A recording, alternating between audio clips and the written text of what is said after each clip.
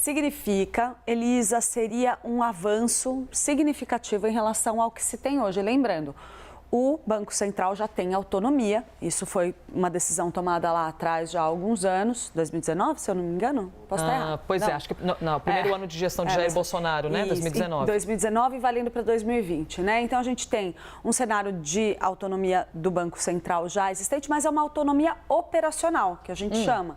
Então, o que essa PEC está debatendo? Também uma independência financeira, ou seja, o governo federal, o executivo, não teria mais nenhum tipo de gestão sobre o orçamento do Banco Central. E isso acabaria tendo uma série de desdobramentos que interferem ali na forma como o banco se relaciona com o executivo.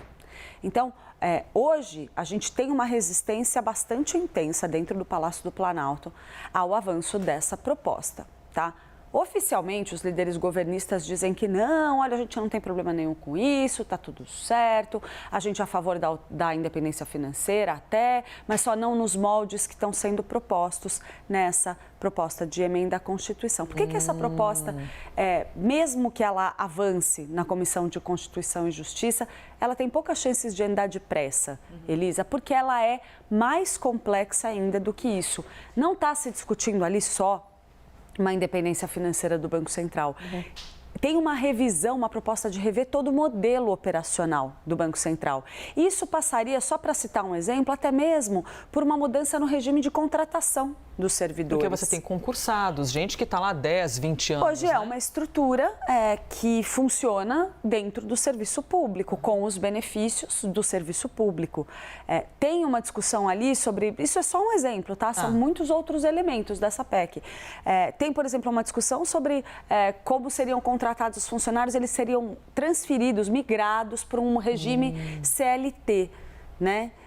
Só que um regime CLT mais ou menos, porque haveria uma garantia de autonomia e de estabilidade já conquistada por esses servidores. Porque o servidor público tem a estabilidade da carreira. E esse é só um exemplo de temas polêmicos, tem muitos outros. Agora, por conta desses elementos, a Advocacia Geral da União considera esse texto inconstitucional. Né? Nossa. Tem um posicionamento ali de que haveria inconstitucionalidades, né?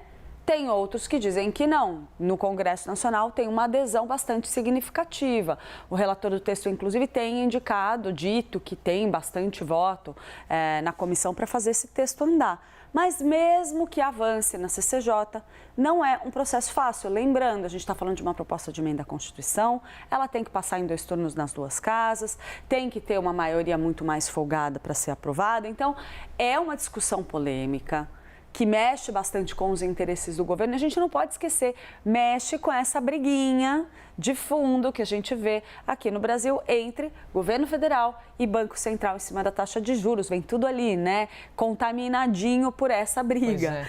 Então, assim, eu acho que a tendência é a gente ver, sim, os líderes governistas tentarem chegar a um modelo diferente nesse texto, com algumas mudanças. Tem quem fale até mesmo em substituir esse texto, em descartar esse daí, pensar em um outro modelo, um outro formato. Então, assim, ainda tem muita coisa no ar. Não é uma negociação que está bem adiantada, que está bem avançada, ao ponto de a gente poder olhar agora e imaginar, nossa, vai passar na CCJ, vai tramitar a jato, vai ter urgência, vai para o plenário, acabou, votou.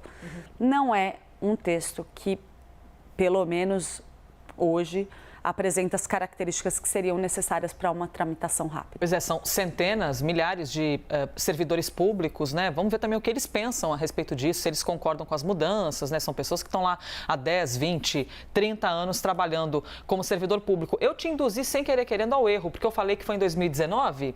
Aqui, ó, o Dani ajudou a gente, que a autonomia, foi tudo discutido um ano depois, na verdade, 2020, entrou em vigor em fevereiro de 21. Isso.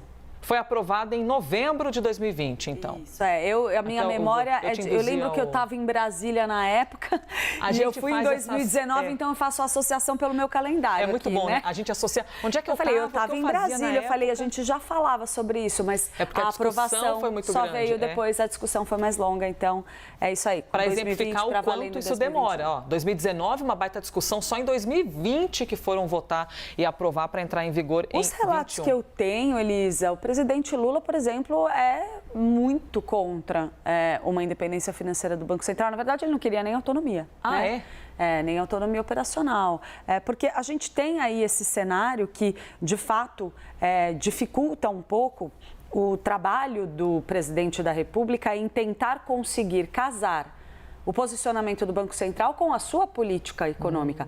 E é o que está acontecendo hoje no Brasil. A política de juros se descola do plano político do governo federal. Então, tem vantagens, tem desvantagens. Para quem está sentado na cadeira de presidente da República é um pouquinho mais complicado. Apuração da Clarissa Oliveira, assim que tivermos avanço desse assunto, a gente segue por aqui.